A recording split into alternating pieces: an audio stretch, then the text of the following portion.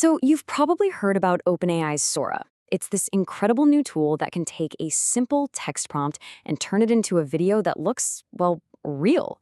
It's a technology that could completely change filmmaking, storytelling, you name it. But here's the flip side. What happens when that exact same power is used to create convincing fake videos and on a massive scale? Okay, let's really get into this. And this is the real tug of war right here. On one hand, Sora could be an absolutely phenomenal tool for creatives. But on the other, it could be, as some are calling it, a ready-made pipeline for misinformation. It makes creating fakes not just easy, but scarily realistic. So how in the world did we get to this point? To really get a handle on the risk, we've got to understand the technology first. I mean, we're not just talking about making simple cartoons here. We're talking about simulating our actual reality, all from just a few words typed into a box. What's really kind of alarming is the potential speed of all this. Just imagine this timeline for a second. Sora shows up in early 2024, and it's making these silent video clips. But then, within a year, a hypothetical Sora 2 comes along and adds the absolute game changer, synchronized audio. Suddenly, you can just type in a prompt and create a person speaking cohesively. Then you fuse that power with a super easy-to-use app, and boom, creating a fake and sharing it with the world become the exact same action. And this rapid evolution brings us right to the heart of the problem, the potential for a massive, unstoppable disinformation pipeline.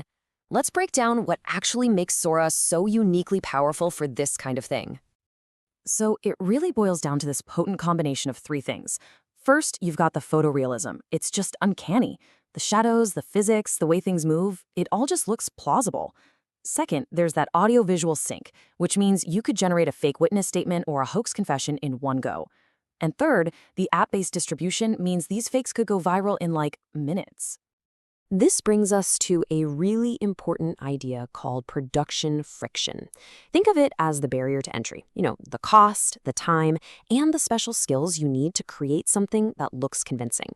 For a long time, high-quality video had very high friction. Well, Sora just completely collapses it. All of a sudden, literally anyone can produce content that looks and sounds professional and potentially dangerously authentic. Okay, so we've established the technology is ridiculously powerful. But that just leads to the next big question. Why are we so easily fooled by it? I mean, we all like to think we've got a good eye for this stuff, right? We assume we'd be able to tell if something was fake, that some little detail would give it away. But is that actually true? Well, the data is pretty startling. In study after study, it turns out people spot deepfakes only about 50% of the time. That's a coin flip. Researchers actually have a name for this, deepfake blindness, and it's proof of just how vulnerable our own eyes and ears really are. And there are some deep-seated psychological reasons for this. We are basically hardwired to believe what we see and hear.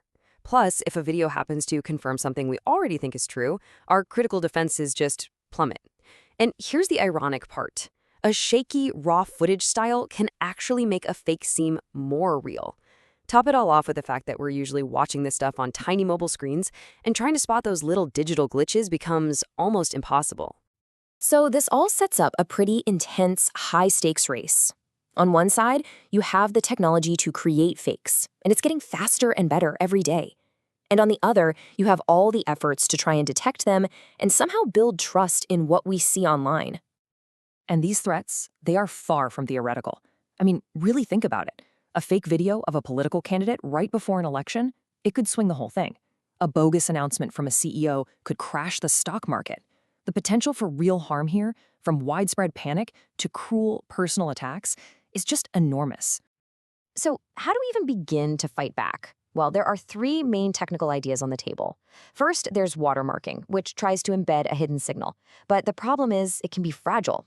Second, you've got provenance tools like C2PA, that stands for Content Provenance and Authenticity, which basically attach a secure digital history to a file. Great idea, but it requires everyone to adopt it to work.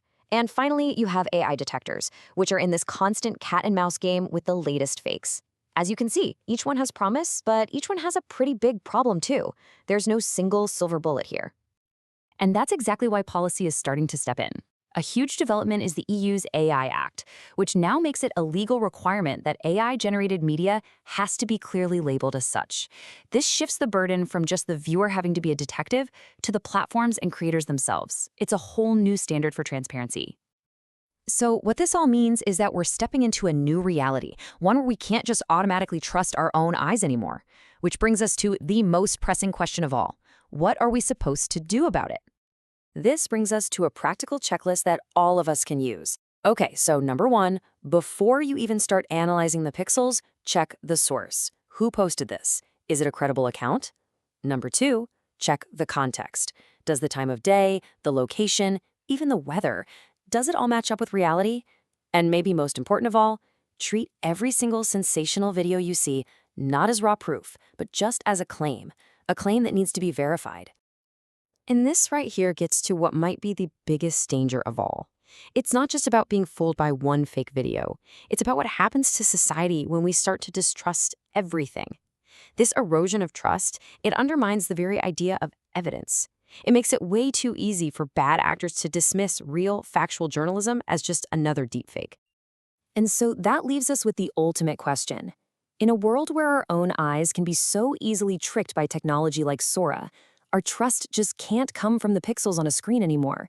It's going to have to come from reliable sources, from institutions, and from a shared commitment to actually verifying information. The question is, are we ready to build that?